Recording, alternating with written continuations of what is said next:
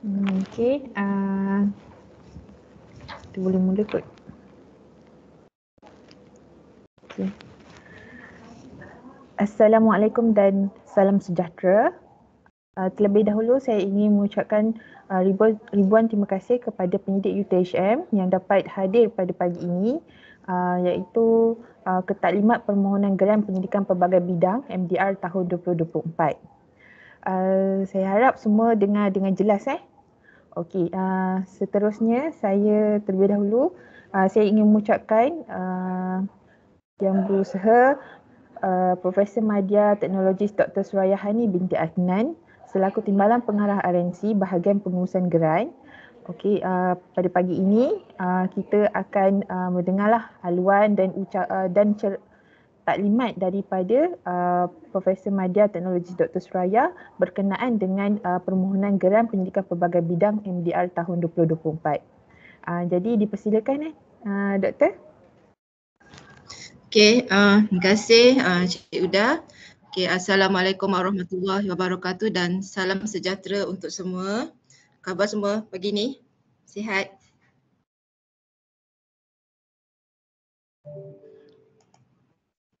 Dengar ke? Okey. Okey Doktor. Okey Prof. Alhamdulillah. Okey. Alhamdulillah. Okey, terima kasih semua. Okey, terlebih dahulu saya ucapkan berbanyak terima kasih di atas kehadiran semua di mana ini menunjukkan salah satu minatlah untuk memohon geran penyelidikan pelbagai bidang iaitu MDR bagi tahun 2024. Okey, seterusnya dah. Okey, jadi ini adalah syarat permohonan, iaitu kalau boleh dilihat ini adalah satu program yang dicadangkan mestilah membawa impak tinggi kepada universiti melalui jalinan kerjasama yang melibatkan 3 fakulti yang berbeza.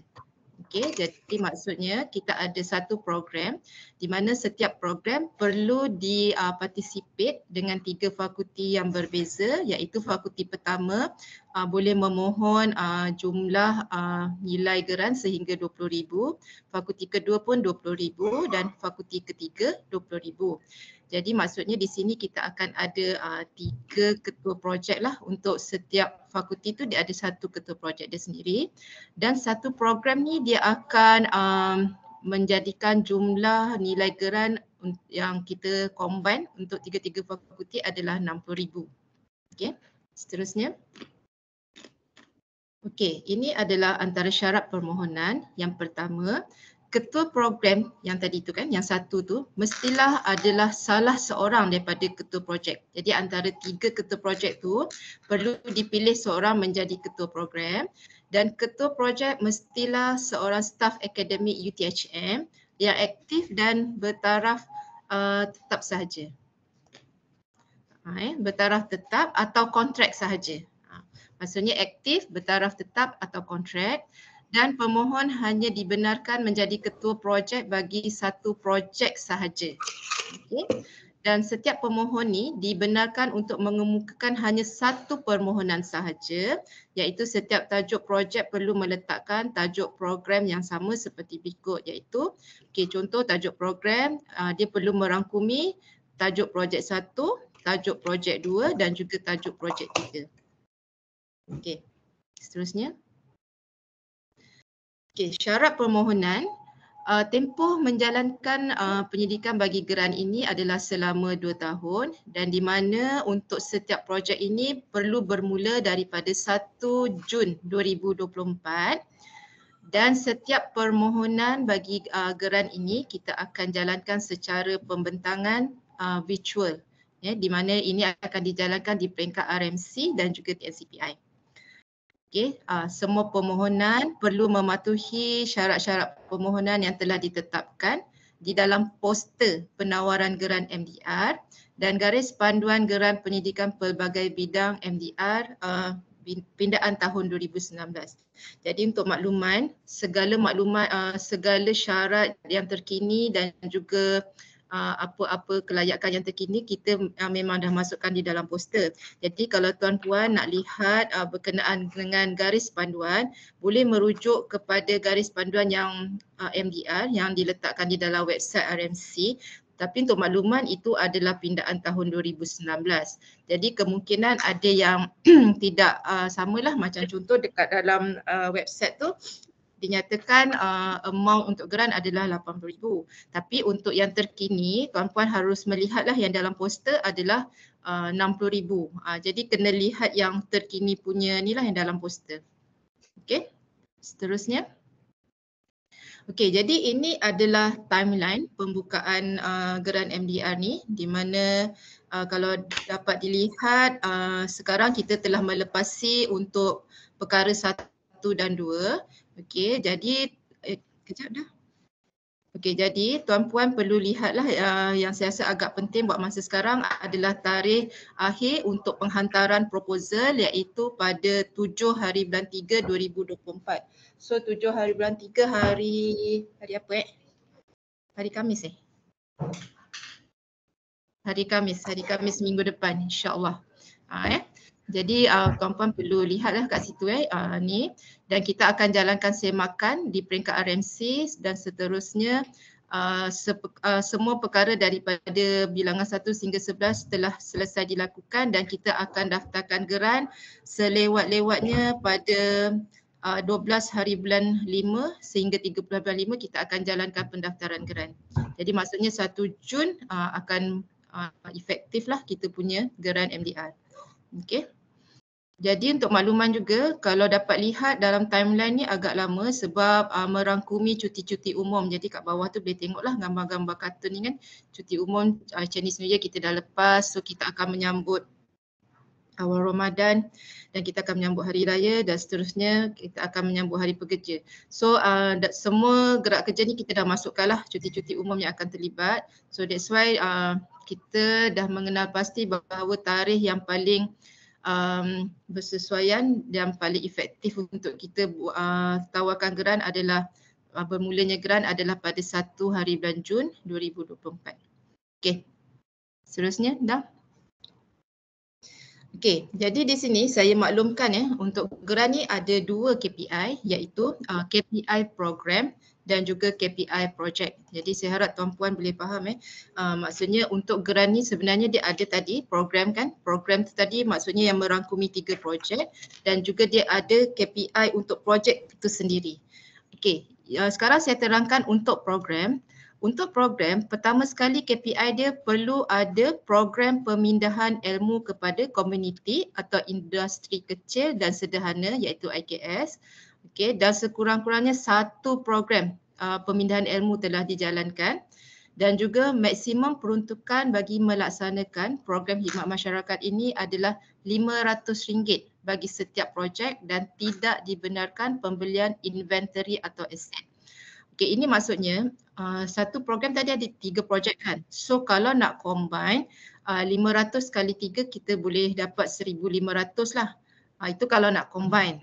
Tapi kalau misal kata ketua program merasakan tidak bersesuaian untuk combine dan setiap projek nak hasilkan sendiri program pemindahan ilmu pun boleh. Tapi sehingga maksimum 500 sahaja untuk perbelanjaan dia. Okay, itu yang pertama. Okey, untuk yang kedua pula KPI adalah penerbitan melalui media massa. Maksudnya perlu ada buat satu publication melalui media massa dan paling-paling dalam media massa tu perlu dimasukkan dalam satu artikel atau berita diterbitkan di dalam laman web UTHM. Itu paling less lah kita punya permintaan, kita punya demand masuk kat sini. Tapi kalau boleh hasilkan dekat paper ke, dekat surat khabar ke, newspaper ke, apa ke, lebih baguslah. Okey, seterusnya. Okey, ini pula merupakan KPI untuk projek. Okey, KPI untuk projek ni merangkumi untuk 2 tahun, iaitu yang pertama perlu ada penerbitan di dalam jurnal Scopus, okey, bagi tahun pertama, dan bagi tahun kedua perlu ada penerbitan di dalam jurnal MySite. Okey, dalam jurnal Scopus ni adalah syarat wajib untuk membolehkan penyaluran keuangan untuk tahun kedua. Dia lebih kurang sama dengan kita punya grant tier 1. Okey. Dan persidangan keluar negara pula boleh dijalankan di mana ketua projek perlu pastikan penganjur persidangan mempunyai sejarah reputasi persidangan yang baik ataupun reputable tertakluk kepada negara Asia sahaja setelah mencapai KPI tahun pertama. Maksudnya kalau dah tahun pertama dah settle, dah dapat penerbitan Journal Scopus ni, baru boleh mohon untuk pergi persidangan ke luar negara. Okey, dan jumlah peruntukan projek adalah sebanyak 20,000 setiap satu dan penghargaan kepada universiti dan pembiaya mestilah dinyatakan dengan jelas dalam setiap penerbitan. Okey, ini pun sangat penting. Acknowledgement perlu dinyatakan dengan clear dalam artikel, dan kalau tuan-puan masih tidak jelas berkenaan perkara ni, boleh merujuk kepada kat sini dalam dalam kita punya slide ni, ada kat sini, ataupun kalau tuan-puan terlepas pandang berkenaan slide ini, boleh nanti merujuk kepada kita punya media sosial lah, seperti Facebook RMC dan juga Instagram RMC ataupun di laman web RMC. Kita memang ada letaklah kat sini. Ini sangat penting ya tuan-puan, sebabnya inilah menunjukkan bahawa KPI tuan-puan akan tercapai atau tidak. Sebab bila berlaku kesilapan di dalam pengisian acknowledgement ni akan menyebabkan kita tidak ambil kira lah bahawa KPI geran untuk tuan-puan telah tercapai. Jadi saya mohon sangat bantuan tuan-puan untuk betul-betul bila tulis artikel, pastikan bahagian acknowledgement mengikut seperti yang telah kita nyatakan di sinilah. Okey. Boleh tak nak? Ni dia letak tempat office wallet kat dalam. Ya. Tak apa dah, saya mute kan nanti. Okey. Ingatkan dia tanya. Alright. Next tadi tu yang KPI. Okey. Okey, untuk pembayaran jurnal boleh menggunakan geran dan shilling pembayaran adalah sehingga RM3,000 setiap artikel. Okey. Okey, seterusnya dah. Okey, ini adalah carta alih proses permohonan geran MDR ni. Jadi yang pertama sekarang kita masih di peringkat pemohon iaitu melengkapkan borang permohonan dan mengemukakan borang permohonan ni kepada pihak fakulti ataupun pusat, dan seterusnya akan hantar atau submit kepada pihak kita, dan kita nanti akan hantar, RMC akan menetapkan panel penilai dengan bantuan juga daripada pihak fakulti. Okey, seterusnya kita akan, selepas penilaian dijalankan, kita akan mendapatkan, pihak RMC akan mendapatkan kelulusan daripada pejabat TNCPI. Okey, dan seterusnya setelah kelulusan diperolehi, kita akan maklumkan kepada pemohon lah. Ini ada di peringkat kita lah. Dan seterusnya selesai. Okey, seterusnya dah. Okey, ini pula saya nyatakan berkenaan dengan peruntukan keuangan bagi geran ini, iaitu terdiri daripada vote 11,000. Okey, vote untuk upah dan allowance bagi pembantu penyelidik siswaza atau GRA, bagi pelajar sarjana sebanyak RM1,300 dan pelajar PhD sebanyak RM1,500. Okey, bagi vote 21,000 iaitu untuk perjalanan dan pengangkutan. Jumlah perbelanjaan untuk perjalanan tidak boleh lebih 30% daripada jumlah keseluruhan projek, dan perjalanan keluar negara yang dibenarkan ialah untuk bertujuan menghadiri persidangan atau seminar atau bengkel atau kolokium untuk membentangkan hasil penyelidikan dan diterbitkan di dalam jurnal yang di-index Scopus. Dalam jurnal bukan proceeding dalam jurnal yang index Scopus, dan perjalanan dibenarkan pada tahun kedua dan ke atas saja bagi pembentangan ke luar negara secara fizikal. Ini kita benarkanlah, tapi pada tahun kedua. Okey, seterusnya. Okey, bagi vote 29, vote 29,000, vote ini adalah untuk iuran kursus atau latihan yang dibenarkan, yang ditanggung melalui geran adalah tidak melebihi 10% daripada peruntukan geran. Jadi maksudnya kalau kita provide tadi 20,000, tidak lebih daripada 2,000 lah untuk iuran kursus atau latihan. Dan RMC juga mengesyorkan pelantikan pembantu kerja lapangan iaitu iaitu PKL dibuat secara maksimum sebanyak 3,600 iaitu bagi 6 bulan bagi memastikan kecukupan baki peruntukan geran. Okey, untuk makluman tuan-puan untuk pelantikan PKL ni adalah di bawah vote 29,000. Saya nampak masih ada lagi kekeliruan di kalangan penyidik yang meletakkan di dalam proposal untuk pelantikan PKL di dalam vote 11,000. Okey, vote 11,000 tu adalah untuk GRA. Okey, untuk vote 29,000 untuk PKL. Okey, so PKL ni dibayar satu bulan adalah maksimum sehingga RM600. Jadi untuk geran ini kami mencadangkan sehingga maksimum 6 bulan sahajalah untuk memastikan bahawa vote-vote lain tuan-puan boleh gunakan dengan sebaiknya lah. Okey, seterusnya. Okey, ini tadi yang kita dah tunjukkan untuk menulis penghargaan penerbitan ataupun acknowledgement di dalam artikel. Okey, saya bacakan sikit. Penerbitan dalam jurnal terindeks perlu lengkap dengan penghargaan kepada pembiaya. Dan yang kedua, jika penghargaan lebih daripada satu pembiaya, ketua projek perlu menyatakan pembiaya terbesar sebagai pembiaya pertama dan seterusnya kepada pembiaya yang lain. Ini maksudnya kalau tuan-puan ada banyak geran kan. Okey, contohnya sekarang KPI yang nak dicapai adalah untuk geran MDR. So tuan-puan perlu pastikan nombor vote untuk geran MDR ni diletakkan di tempat yang pertama. Macam tu. Dan seterusnya nanti kalau ada tuan-puan ada pelajar GPPS ke apa, boleh diletakkan pada yang nombor 2. Macam tu. Okey.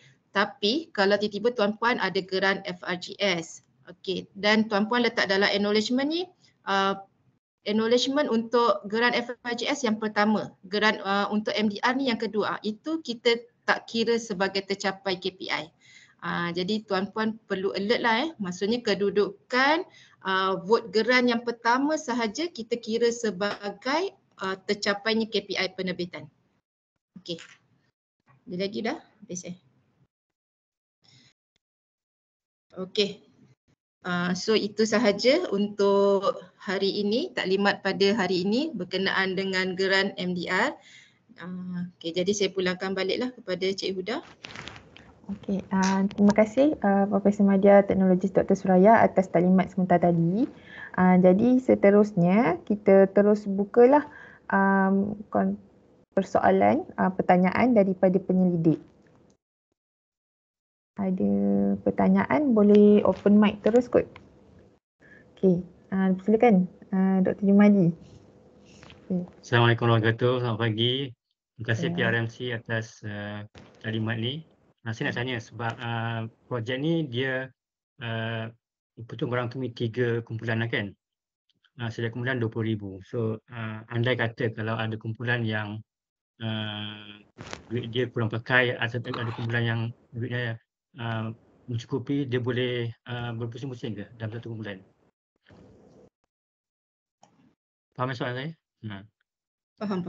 Terima kasih Dekan dan Dr. Jumadi. Okey, satu projek sebenarnya untuk makluman dia adalah 20,000. Jadi maksud maksud doktor boleh ke tidak? Contohlah kalau yang projek pertama tak habis, dia pindah pula kepada projek kedua, macam tu ke? Kan? Betul. Kalau ikut kita punya ni boleh ke dah untuk program? Okey. Untuk yang ini kan doktor, dia sebenarnya macam ni. Untuk satu program tu dalam paperwork dia boleh buat 2-3 sumber. Maksudnya satu ataupun 2 ataupun 3 sumber geran yang berlainan. Cumanya duitnya dia tak boleh nak salur ke geran tersebut. Tetapi cara pembayaran di RMC kita akan tarik daripada geran-geran yang terlibat lah. Jadi tak ada masalah untuk mengadakan program. Itu program sajalah. Boleh jelas tak Prof? Program tu maksudnya yang KPI untuk program tu ke? Saya ni kalau macam untuk kegunaan nak beli barang ke sebagainya, bahan guna habis ke. So maksudnya mungkin ada yang cukup tapi yang satu geran lagi, projek lagi, sebab macam ni kami bercadang untuk buat satu produk. Tapi produk tu terbagi pada 3 projek lah. So mungkin ada bahagian yang menggunakan keperluan kewangan yang lebih berbanding dengan yang satu bahagian, macam itulah. Yang contohnya.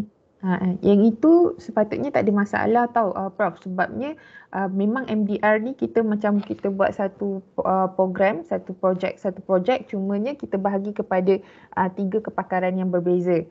Kalau melibatkan barang guna habis, dia tak ada masalah. Asalkan bila permohonan ni nanti setiap kan kita ada proposal borang permohonan untuk setiap projek kan. Dekat situ dah jelas untuk pembelian tersebut untuk apa. Jadi tak ada masalah lah kat situ. Okey. Okey. Terima kasih. Okey, sama. Okey, silakan siapa lagi nak tanya? Tuan Hasanah. Ya, Dr. Tuan Hasanah. Ya, Assalamualaikum. Terima kasih pihak RMC di atas penjelasan dan di atas taklimat yang dibuat pada hari ini lah. Kita tertunggu-tunggu juga sebenarnya. Sebab tengok syarat tu macam, tengok kat panduan tu macam ada benda-benda yang mengelirukan. Okay, so alhamdulillah lah hari ni pihak RMC dah adakan taklimat. So cuma saya nak tanya, in case lah kalau satu projek tak capai KPI, adakah dia akan mempengaruhi keseluruhan program? Itu soalan pertama. Soalan kedua dah lupa pula tadi. Tak apa, yang tu dulu lah. Ya, Doktor? Okey, sebenarnya kalau untuk program ni dia sebenarnya macam tadi itulah, KPI untuk program tadi tu yang KTP tu kan, perlu ada jalankan satu aktiviti KTP, dan yang kedua perlu ada penerbitan media massa, itu KPI. Jadi KPI program. Jadi kalau untuk projek tu KPI projek, kalau satu projek tak tercapai tu maksudnya dia related dengan yang projek tadi tu je lah. Tapi yang KPI program tadi dia berbeza. Kena ada apa tu? Kena ada perbezaan ada situ, sebab sebenarnya untuk geran ini dia sebenarnya ada 2 KPI. Jadi jangan salah ni lah. Program ni dia ibaratnya kita pun yang lead, yang paling utama atas, iaitu program KTP dan media massa. Ya, untuk project itself dia ada publication yang tahun pertama iaitu Scopus, yang tahun kedua adalah MySite. So dia tak ni lah, should be dia tak efektif, tak efek kepada yang program punya KPI lah. Okey. Satu soalan lagi baru teringat, sorry. Okey, berkaitan dengan saya ada dengar juga antara macam tier 1 sebelum ni syaratnya kalau ketua tu dah ada gerai yang aktif pada tahun semasa, dia macam disqualified lah macam tu. So saya nak tanya untuk MDR ni adakah benda yang sama? Let's say lah kalau macam saya gerai aktif akan berakhir pada April, adakah itu menjadi salah satu kriteria yang menyebabkan permohonan saya nanti akan di reject ke? Mohon pendedahan. Okey, untuk makluman, itulah macam saya cakap, apa-apa syarat permohonan sebenarnya kita dah tulis dalam tu. Jadi macam before ni untuk geran tier 1, kita dah memang clarify, kita dah memang bagi tahu awal-awal bahawa yang pemohon yang mempunyai geran aktif maksudnya tidak digalakkanlah memohon. Okey, kita dah nyatakan kan. Tapi dekat untuk geran MDR ni kita tak nyatakan. Kan nak kita nyatakan macam tu. Jadi bila kita tak nyatakan tu maksudnya dia tak ada pula tanya. Tak, sebab macam ramai sangat yang tanya, saya rasa macam kena letak ni dah kan, macam excited sangat ni yang gerak aktif tak ni kan. Okey, so sebenarnya bila kita tak nyatakan tu bahawa itulah persetujuan. Kalau tadi boleh lihat dalam carta alih bahawa kita sebelum buka geran ni kita dah berbincang dengan TNCPI lah, Prof. Dr. Rabiah, berkenaan dengan syarat-syarat apa semua kan. So memang tidak dinyatakan lah bahawa ketua penyidik yang ada gerak aktif tidak boleh mohon. Okey, maksudnya untuk makluman juga okey, ni saya nak cakap, saya nak maklumkan jugalah bahawa sebenarnya kelulusan permohonan ni maksudnya dapat atau tidak dapat setelah ditapis lah, sebab nanti kita akan ada penilaian di peringkat panel, di mana peringkat panel ni ada pembentangan yang perlu dijalankan. So nanti panel penilai dia akan beri markah. So after kita dah dapat result semua tu, kita akan present kepada Prof. Dr. Rabiah dengan TNCPI. So nanti keputusan akhir tertakluk kepada beliau lah. Jadi maksudnya kita pun tak boleh nak cakap lah dapat tak dapat tu kenapa. Sebab itu semua tertakluk kepada pertimbangan beliau. Ni saya maklum kawal lah, jangan nanti kata RMC pilih kasih, RMC tak ada. Sebab sebenarnya memang kalau tengok dalam carta alih ni kan pejabat TNCPI tu, kelulusan pejabat TNCPI. So tapi perlu memenuhi lah, senang saya cakap syarat-syarat awal dia tadi tu perlu memenuhi, ada niche area apa-apa tu. Perancangan kena jelas, tunjukkanlah bahawa macam nak buat apa tadi tu untuk program KTP tu apa. Nampakkan kalau contoh nak buat satu program KTP, nampakkan involve ketiga-tiga projek punya tu tadi tu. Macam itulah. So nanti waktu present tu tunjukkan betul-betul. So mungkin itu akan memberi markah yang tinggi dan akan memberi peluang yang lebih besar lah bila di present kepada Prof Rabiah nanti. Itu sajalah yang saya dapat. Ni dapat tak dapat ke apa tu orang kata rezeki lah. Kita cuba yang terbaik lah. Okay. Ada lagi? Cuma saya nak tanyalah, faham tak berkenaan dengan program, satu program dan 3 projek ni? Saya takut ada yang, sebab ada juga yang bertanya dengan saya related ke apa ke, perlu ke saya terangkan ke ataupun semua okey dah faham? Program macam mana, projek ni macam mana? Perlu Dr. Suraya, perlu. Perlu okey, dia macam ni saya ibaratkanlah, contohlah saya, bidang saya civil kan, civil engineering. Okey, contoh saya dekat dalam fakulti saya FTK, saya daripada Jabatan Civil Engineering. So saya nak buat satu rumah.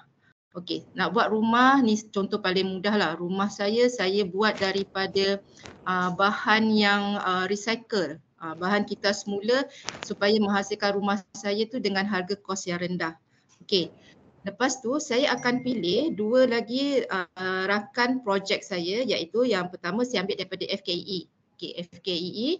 So saya ambil rakan saya daripada FKEE ni yang beliau akan provide dekat rumah juga, mungkin macam sistem solar system.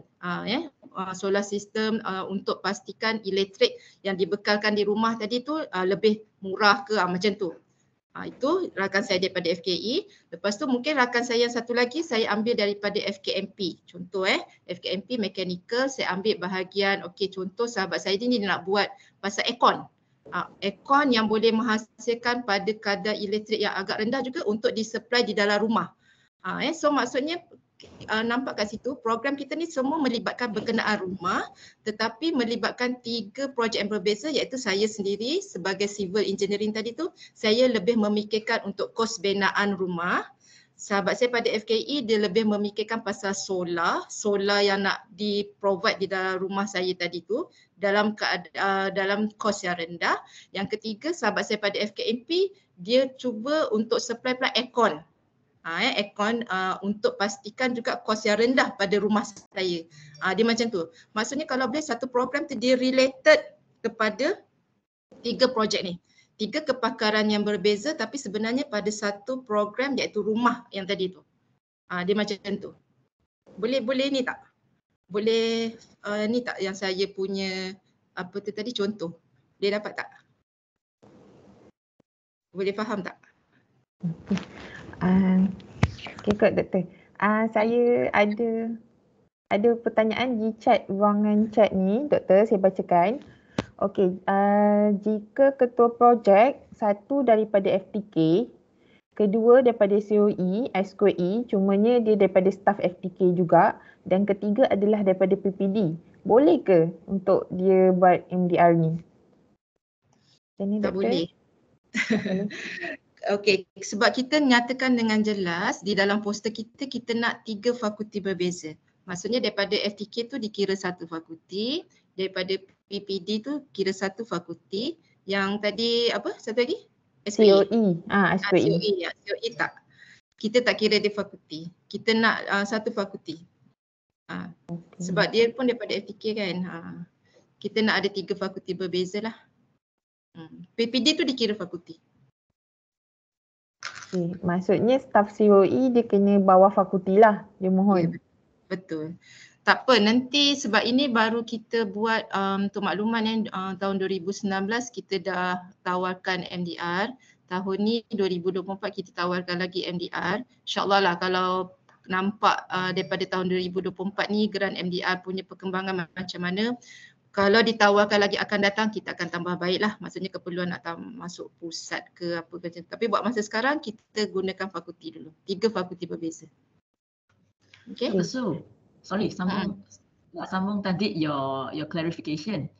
Yang satu program 3 projek. So this time you said that asalkan kita bina satu rumah kan. So tapi dia punya contohnya objektif tak semestinya sama kan. Bukan ketiga-tiga perlu prove bahawa dia low cost. Betul tak? Ya, betul. Tapi dia related, maksudnya macam tadi solar system tu kan dia banyak untuk keperluan apa, tapi menjurus kepada rumah jugalah. Jangan pergi kepada kilang ke, kepada rumah kedai ke, tak nak. Kita nak rumah persendirian. Dia macam tu, kena jelas satu persamaan dekat dalam kita punya program yang melibatkan kepada 3 disiplin yang berbeza. Macam tu. Tapi mungkin at the end of the day, rumah tersebut mungkin satu buat kat Batu Pahat, satu kat Muar, dia sebenarnya tak, lokasi tu tak sepatutnya, tak semestinya related kan? Okay, faham, understand. Okay. Thank you. Okay. Kedua, ada soalan daripada chat iaitu untuk KPI program tidak boleh pembelian inventory atau aset dalam vote 27,000.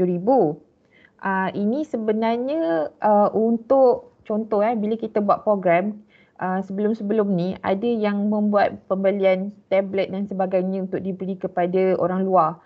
Jadi kita nak mengelakkan daripada tu, kita tak benarkan apa-apa pembelian inventory yang berbarkod ataupun aset. Tapi kalau untuk kegunaan projek, yang itu kita benarkan. Tetapi wajib kita nyatakan di dalam proposal supaya panel boleh menilai. Okey, faham doktor? Okey. Ada soalan ke? Kalau tak saya teruskan soalan di ruangan chat. Okey. Budak, saya nak tanya berkaitan dengan vote 27 ni, in case lah kalau kita nak buat produk, and then kita perlu ada satu mesin lah, macam contohnya kita nak buat dalam bentuk blok lah kita punya produk tu, and then kita nak ada hydraulic press. So saya sebelum ni saya letak under vote 27 sebab consider nak beli dia punya equipment, bahan-bahan untuk nak buat dia punya mesin tu lah. So andai kata kalau kita nak hantar kepada supplier untuk dia fabricate, adakah dia masih di vote 27 ataupun vote 29? Okey. Dia sebenarnya macam ni doktor. Waktu dalam proposal dan dekat dalam RO tu kena jelas. Okey. Sebab selalunya kita akan suruh dia barcode. Bila barcode dia bukan perkhidmatan fabrikasi tau. Memanglah fabrikasi dekat bot 29.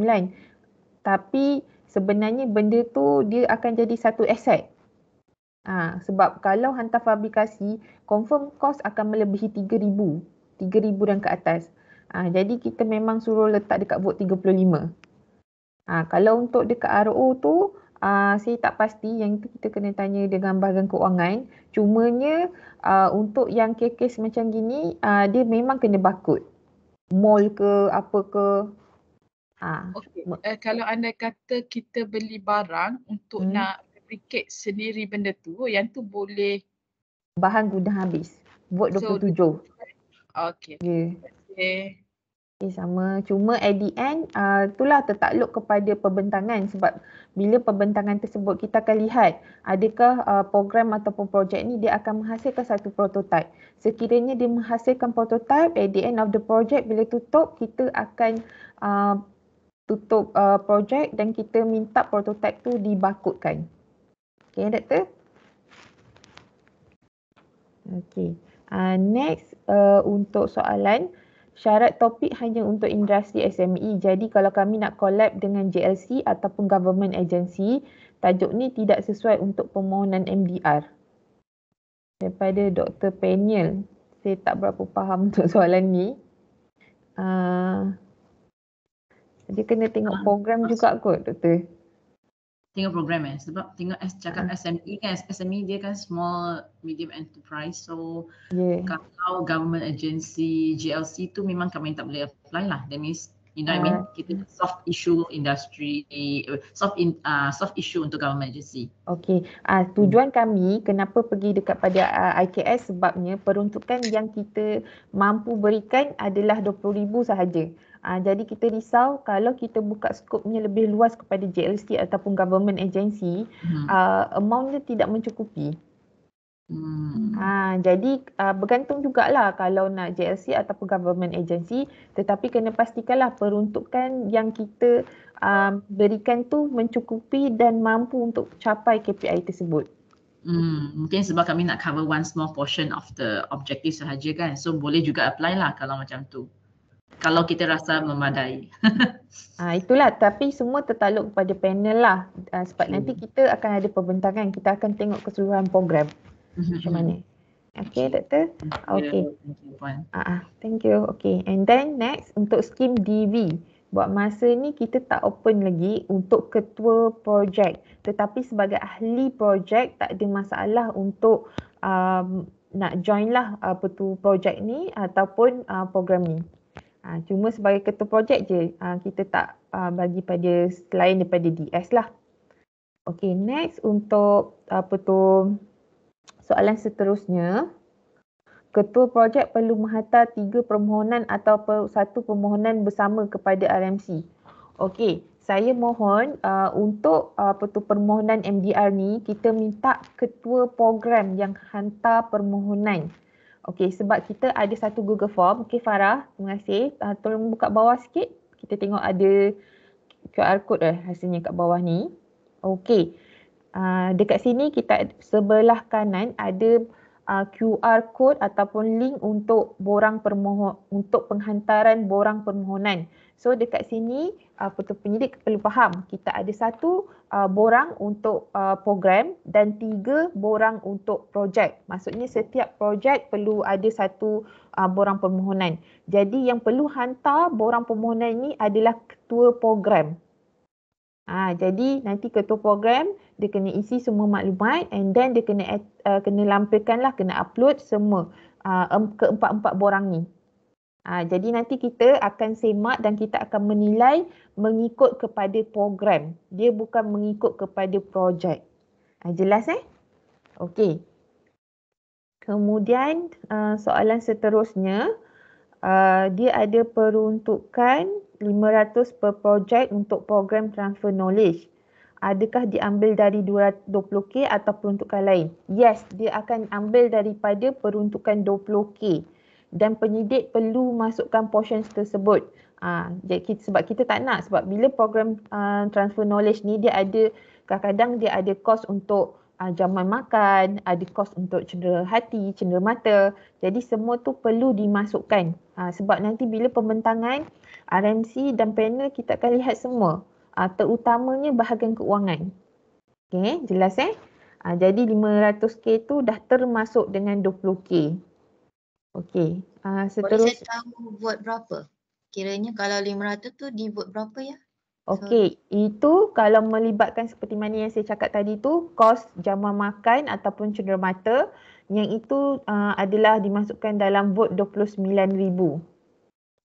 Okey. Tapi kita tak galakkanlah sampai 500K tu, 500 ringgit tu untuk satu program ataupun satu program sampai 1,500. Kita tak galakkan pun. Maybe kalau satu program tu dah memadai dengan kos maybe RM200 untuk setiap projek, tak ada masalah. Sebab kita faham kadang-kadang kita nak gunakan kos tu untuk penerbitan ataupun nak gunakan kos tu untuk projek kita. Jadi yang tu yang RMC letak adalah shilling maksimum. Letak shilling dia. Kalau kurang lagi bagus sebenarnya. Okay. Seterusnya,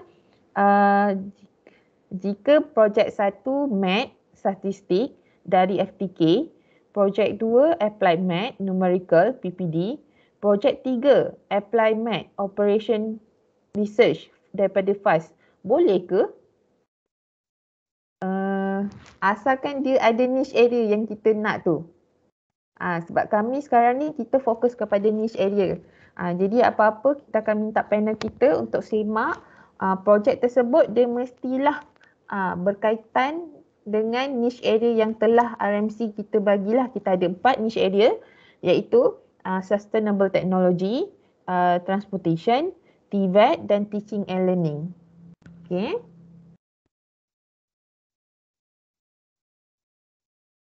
Okey, ada lagi soalan, iaitu adakah saya layak untuk, adakah permohonan ini layak kepada staf kontrak yang berbaki setahun? Jadi untuk ketua projek untuk projek 2 tahun, adakah untuk projek 2 tahun ni? Okey, untuk kes yang ini sama juga dengan geran-geran yang lain, kita mohon ahli dia tu ada staf tetap supaya sekiranya staf kontrak tersebut tidak disambungkan ataupun sangkutan industri ke dan sebagainya, dia ada pelapisnya. Maksudnya dia dah ada next appointed leader. Okey, untuk soalan kedua, adakah elemen 5 dalam garis panduan 2019 masih applicable untuk 2024? Okey, ni saya boleh terangkan Dr. Saya.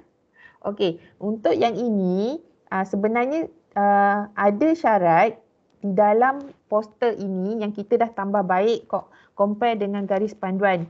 Contohnya sebenarnya dalam garis panduan dia kata maksimum 80,000 dan melibatkan 4 projek. Tetapi untuk tahun ini 2024 kita hanya buka untuk satu program ada 3 projek, jadi maksimum dia 60,000. Jadi sekarang ni yang terpakai adalah pada poster. Tetapi kenapa kita kata kena baca bersama-sama dengan garis panduan? Kerana di dalam garis panduan dia ada peraturan keuangan. Jadi sebenarnya peraturan keuangan tersebut diguna pakai untuk geran geran MDR ni lah sebenarnya. Tapi syarat-syarat lain yang dia dah nyatakan dalam poster ni kena ikut. Contohnya macam KPI geran, KPI program, KPI projek tak dinyatakan dalam, dia ada dinyatakan cuma dia tak sama. Jadi kena follow yang dekat dalam poster. Jelas Okey, seterusnya. Bolehkah jika 2 fakulti sahaja, 3 researcher tapi bidang berbeza? Contoh fakulti A, researcher 1, bidang struktur, fakulti B, researcher 2, multimedia dan researcher 3, mechanical. Maybe Dr. Seraya boleh jawab kot. Jelas ni. Tak boleh. Macam saya maklumkan tadi 3 fakulti. Kalau macam ikut, kalau dengan soal ni macam contoh FK ada banyak memang pelbagai bidang, so buat kira satu fakulti boleh ni, tapi tak boleh, kita tak benarkan gitu. Kita minta memang 3 fakulti berbeza. Okey. Okey. Kemudian soalan yang terakhir lah yang saya boleh tengok daripada chat ni. Okey, dalam proposal di bahagian mana untuk masukkan pasal KTP? Saya rasa bukan KTP ni kot, ni program transfer knowledge kot. Okey, untuk yang program ni, kalau ni saya boleh syorkan masukkan di bahagian metodologi atau bahagian metodologi lah. Ataupun dia ada dekat bahagian KPI rasanya, tak silap saya. Boleh je masukkan. Yang penting di bahagian peruntukan tu kena masuk. Sebab kalau tak masuk, sebab sekarang ni bila kita kena audit ke apa semuanya dan sebagainya, dia bendanya kena ada dalam proposal. Bila ada dalam proposal, baru kita boleh benarkan. Kalau tak nanti kita nak menjawab pun susah. Researcher pun nanti bila nak buat kena buat surat justifikasi je. Nanti susah. Jadi saya syorkan masukkan dekat dalam bahagian metodologi dan juga di bahagian peruntukan keuangan. Okey, total PI dikira dari MDR adalah 3 atau 1. Okey doktor, PI ni kita tak ambil kira tau dia geran aktif ke tidak. Yang kita tahu daripada MDR ni kita ada 3 projek. Okey, dan setiap 3 projek ni dia adalah ketua projek yang berbeza. Jelas Assalamualaikum, saya nak tanya. Yang ketua projek tu kan, kalau tengok syarat permohonan dia kata ketua projek bagi satu projek sahaja. So let's say ada group, dia dah jadi ketua projek yang group yang lain, and dia ada join lagi satu group tapi jadi ketua projek tapi tajuk yang berbeza. Boleh tak? Tak boleh. Tak boleh. Tak boleh. Maksudnya kandidat tu hanya satu projek, tak kisahlah projek apa-apa pun. Ya, sebab kali ni kita open, MDR ni kita open. Kita tak ada letakkan syarat dia ada grade aktif ke apa dan sebagainya. Jadi bila kita melihat kita ada 1,000 lebih staff akademik, jadi kita mohon sangat-sangat supaya kita beri peluang kepada staff akademik yang lain lah. Jadi sebab tu kita letakkan seorang staff akademik DS layak hanya untuk memohon untuk satu projek bersamaan dengan satu program lah. Itu saja. Kalau Kalau soalan kedua, soalan kedua. Yang ni dia ada kita boleh apply juga untuk bayar JRE kan. So adakah dia dia punya output tu nanti kena hasilkan modal insan? Tak ada kan? Doktor, kalau ikutkan garis panduan dan dalam poster memang tak ada. Yang ini saja. Apa yang kita dah letakkan di dalam poster dan apa yang kita letak dalam garis panduan. Buat masa ni memang saya tak jumpa lagi lah modal insannya. Okey, terima kasih. Okey, sama. Okey. Assalamualaikum. Salam, ya. Saya ada nak tanya sikit susulan daripada soalan pertama daripada Dekan FTK tadi mengenai bajet. Katalah kan tadi dah diterangkan kata maksudnya jika satu-satu projek tu dia dah allocate semua, katalah ada projek lain, projek 1, 2, 3, projek kedua tu dia pakai lebih banyak. Jadi boleh ke dia masukkan apa yang dia nak masukkan tu ke dalam projek ketiga? Katalah dalam 3 projek tu, projek 2 paling banyak, projek 3 sikit. Pakai sikit. Jadi itulah boleh ke dia masukkan dia punya bajet dalam projek ketiga? Yang itu yang saya jelaskan tadi kena masukkan semasa permohonan. Maksudnya waktu pembentangan tu dah kena jelaskan kepada panel dan pihak RMC. Okey. Jadi adakah pihak RMC dia akan tengok balik ni macam bukan bunyi projek ketiga, ni bunyi projek kedua. Projek ketiga setahu dia tak guna benda ni. Adakah akan dipersoalkan balik ataupun tak mengapa boleh letak dalam?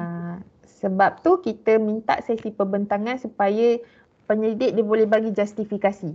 Sebab apa-apa permohonan pun sebenarnya bila ada pembelian panel ataupun pihak RMC pembiaya dia boleh tanya apa justifikasi penyidik untuk buat perolehan sekian. Yang tu penting sebenarnya. Okey, jelas doktor? Terima kasih. Okey, sama. Okey, untuk allocation budget GRA adakah wajib? Okey, jawapan saya tidak wajib sebenarnya. And then ketua projek atau program boleh ke jadi ahli untuk projek lain? Kalau ahli sahaja tak ada masalah.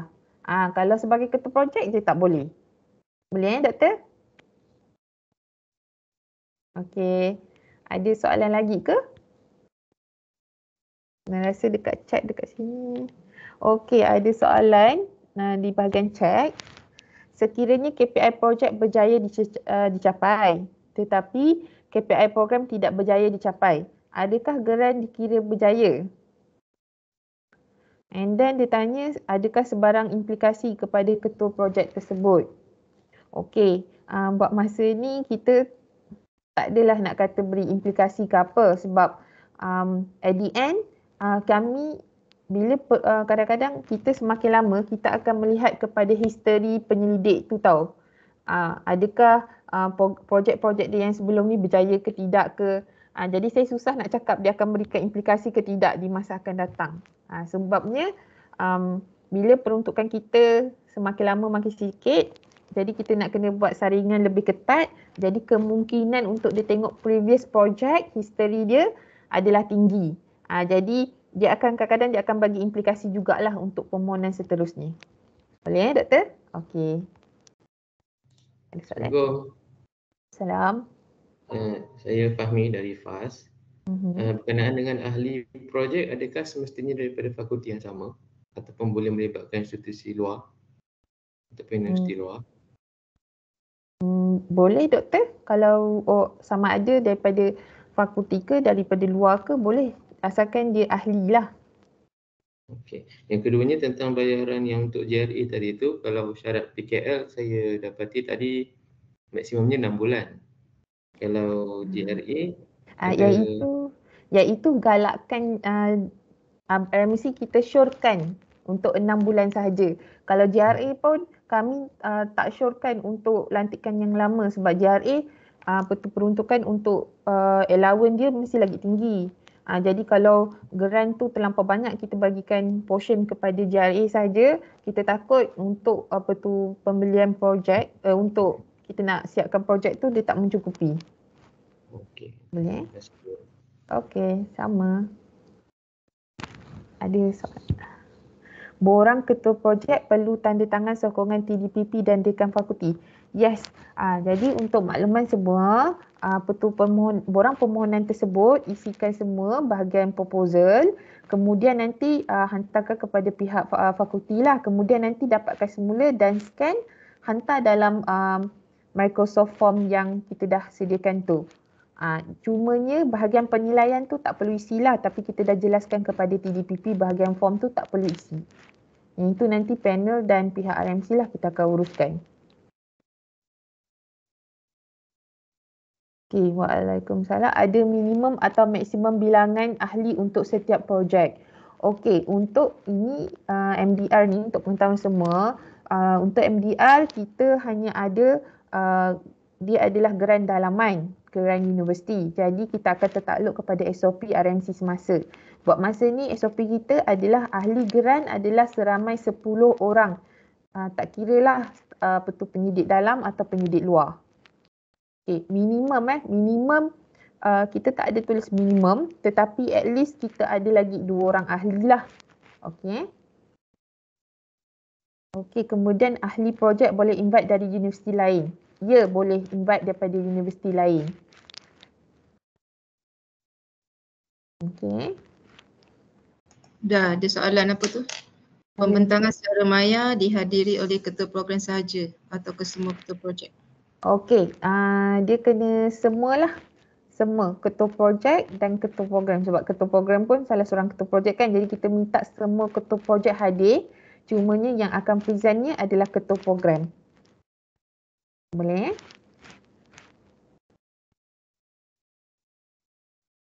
Okey. Rasa tak ada soalan.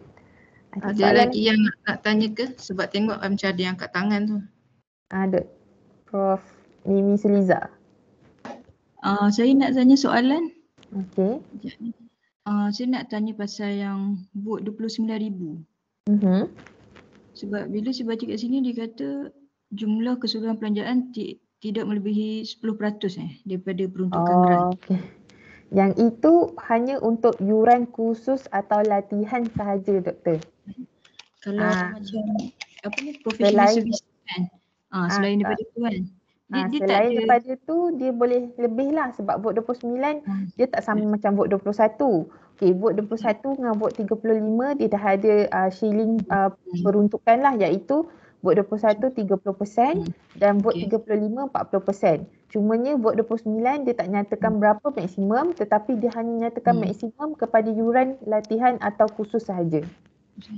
Maksudnya kan kalau kat situ kalau saya nak professional service kan, maksud dia macam kita nak hire apa ni untuk buat servis kan. Dalam berapa belas K pun boleh lah kan kat situ. Boleh, betul. Kalau untuk vote 35,000 aksesori ni tak boleh beli kan. Vote 35 itu adalah aset. Maksudnya satu item yang kita boleh guna tempoh masa yang lama tu, dia ada istilah dia. Doktor boleh cek dengan pihak Mendari sebenarnya, dan dia berharga 3,000 dan ke atas. Yang itu jatuh vote 35. Dia maksud dia boleh beli aset ke tak boleh? Boleh, tetapi dengan justifikasi lah. Sebab nanti panel dan PRMC kita akan lihat apa kaitan pembelian aset tersebut dengan program ni dengan projek ni. Okey. Justifikasi kena ada lah. Okey. Lepas tu kan yang pasal KTP tu, dia macam kita kena buat satu apa ni program KTP kan. Tapi dia tak kisahlah daripada projek mana-mana kan. Macam tu. Dia tak kisah daripada projek mana, yang penting salah satu daripada dia akan ada satu program di antara ketiga-tiga projek tersebut lah. Oh, okey. Sebab saya tengok dekat proposal dia tu, dia cuma suruh isi macam background lepas tu scope.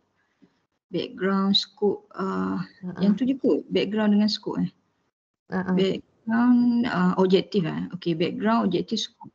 Expected outcome, cuma kalau nak isi yang berkenaan dengan KPT tu kan, Expected outcome dia tu lah doktor. Oh, dekat expected outcome Ya betul. Oh, okey. Sebab lagi satu dekat dalam ni, kalau tengok projek punya proposal ni tak perlu isi metodologi Oh, tak ada metodologi Tapi permohonan memang tak ada, cumanya bila pendaftaran dekat dalam OKAD kena ada doktor. Oh, itulah sebab saya tengok yang method tu kan dia dekat program, borang permohonan program. Program, okey. Dekat program ada tapi dekat projek tak ada. Tak ada tak apa, nanti kita tengok semula lah, tapi yang tu sebenarnya kena ada. Nanti saya tengok semula doktor yang tu. Terima kasih. Huda, yang berkaitan dengan pertanyaan Dr. Mimi tu, kalau macam saya masukkan dia punya method tu untuk ketiga-tiga projek tu dalam proposal program. Sebab memandangkan dekat projek tu tak ada kan. Boleh je. Masukkan yang dekat full proposal terus. Executive sendiri ya, itu pun boleh juga doktor. Research methodology. Lepas tu, sorry saya nak tanya soalan tadi yang berkaitan dengan ahli tu. Maksimum ahli untuk program ada 10 orang. Saya sebelum ni saya faham untuk satu projek tu 5 orang. So kita dah agihkan satu projek 5 orang tu. Tak doktor, macam ini. Itu maksimum. Nak letak 5 orang pun boleh. Yang 5 tu selalunya geran kementerian. Maksud saya tadi dah kata untuk satu program 10 orang, betul? Ke satu projek? Satu projek. Okey, alhamdulillah. Itulah ada yang beberapa orang dah salah faham. Okey, so maksudnya kalau untuk satu program tu boleh lebih daripada 15 lah kan? Ya, sebab sekarang ni program tu untuk KPI program je sebenarnya. Tetapi kalau pendaftaran dekat dalam OKAD ke dan sebagainya, kita tengok projek doktor. Okey. Nanti kita daftar pun kita daftar projek. Ya. Okey, so soalan ni terjawab. Okey. Saya berminat untuk tanya satu soalan berkaitan dengan kita punya knowledge transfer ni. Kalau tadi dia disebut berkaitan dengan ceramah dan sebagainya, ada apa-apa nilai pengukuran tak? Contohnya kalau kita buat projek perlu dapatkan result ke ataupun those kind of things yang kita nak tunjukkan benda tu berjaya ditransferkan. Okey. Bagus soalan tu doktor. Yang itu kita tertakluk kepada kreativiti penyelidik. Jadi yang itu nanti pihak RMC kita akan lihatlah macam mana penyidik dia nak nak berikan kepada pihak RMC lah daripada segi pengukuran tersebut. Jadi yang itu sebenarnya nilai tambah untuk setiap program ataupun projek lah. Okey, boleh doktor? RMC kita tak letak. Ya. Sudah. Saya nak tambah sikit boleh. Siapa ni? Perkara tersebut. Dan juga satu lagi. Berkaitan dengan isu yang sama juga. Tadi disebut kalau sekiranya ada produk dan sebagainya, kita akan barcode-kan menggunakan UTM. Cuma sebab oleh kerana sekarang ni kita ada kata projeknya ada 3 dan juga ramailah ahli.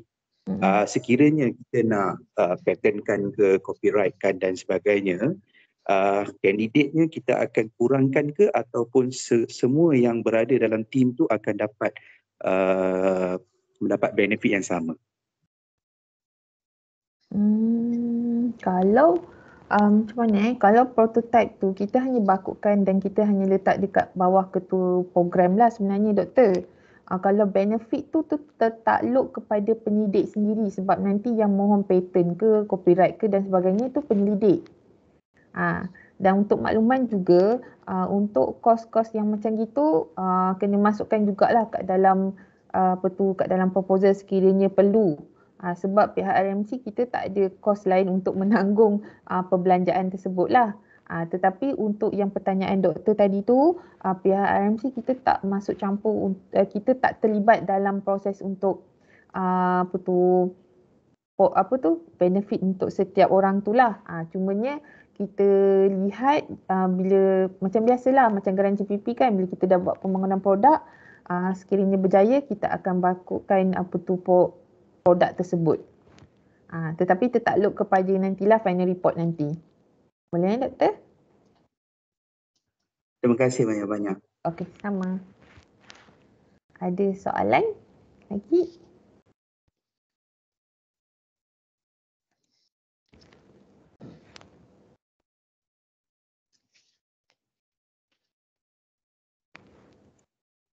Okey, ada soalan?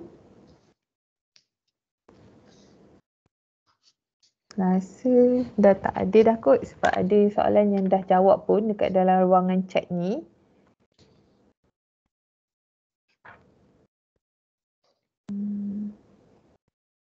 Ada lagi ke? Rasa tak ada dah kot. Okey, untuk makluman semua kepada penyidik yang hadir pada pagi ni, kita saya ingin maklumkanlah boleh isi borang kehadiran di ruangan chat tersebut yang telah diberikan oleh Cik Farahia lah. Okey, untuk makluman penyidik juga, saya nak perkenalkan juga kita ada Cik Farah, kita punya pembantu kita punya PPT yang akan menguruskan geran ni, termasuklah daripada proses permohonan dan seterusnya lah. Dan kemudian ni kita ada Puan Rohayu dalam kita punya taklimat ni juga. Jadi sekiranya ada sebarang pertanyaan, sekiranya tak dapat menghubungi Profesor Madya, Dr. Suraya ataupun saya, jadi penyidik semua boleh menghubungi Cik Farah dan Puan Rohayu lah. Kat dalam poster pun kita dah bagi nombornya lah. Okay. Ada seorang lagi tu dah, Dr. siapa ni? Dr. Sonia. Dr. Sonia. Hello Prof, good morning and salam alaikum. Okay, good morning. Actually I'm international, so I just understand the seke, but I hope I already get the points that regarding the MDR. And Prof, I just want to ask that if the postdoc can be a part of their project, the postdoctoral from the staff can be a part of if we include him. Okay, postdoc can be a member in this project, but not as a leader. As a leader cannot. Yeah. Okay. Okay. And the Prof, one more thing, from the other university can be as a project leader, or from only the UTHM, there must be as a leader. Okay, from UTHM only. From the UTHM only. Other university, but member can, right? Yes. Boleh. Member boleh. Yes. Member boleh. Okay. Okay. Thank you, Prof.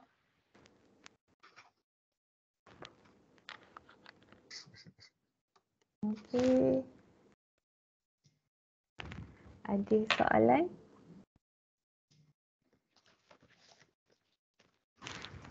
Tak ada kot, dah. Boleh ambil gambar. Tak ada kot. Boleh ambil gambar dulu. Farah, kita ambil gambar Farah. Boleh. Ni kan dulu, unshare dulu. Kejap. Farah yang uruskan slide tadi. Sekejap Farah. Stop share kot.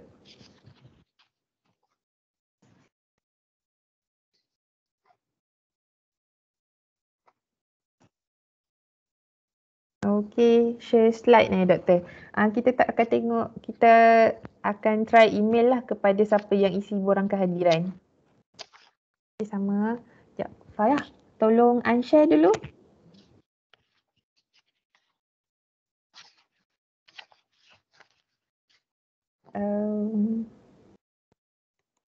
Farah?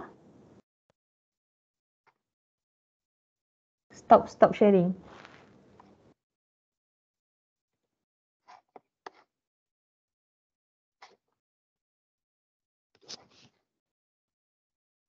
Kejap, mana?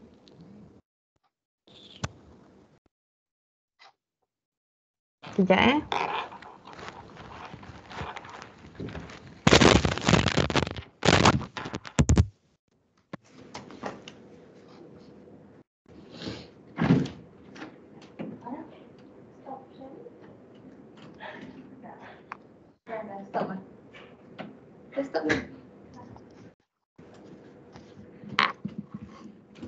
Okey. Okey.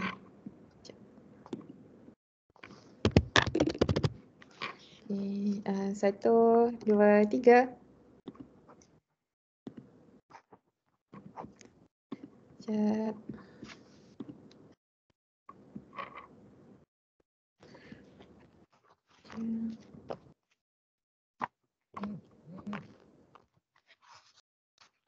Okay.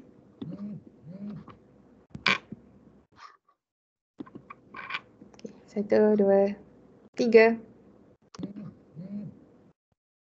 Okey, terima kasih semua. Okey, terima kasih semua. Assalamualaikum warahmatullahi wabarakatuh. Terima kasih. Okay.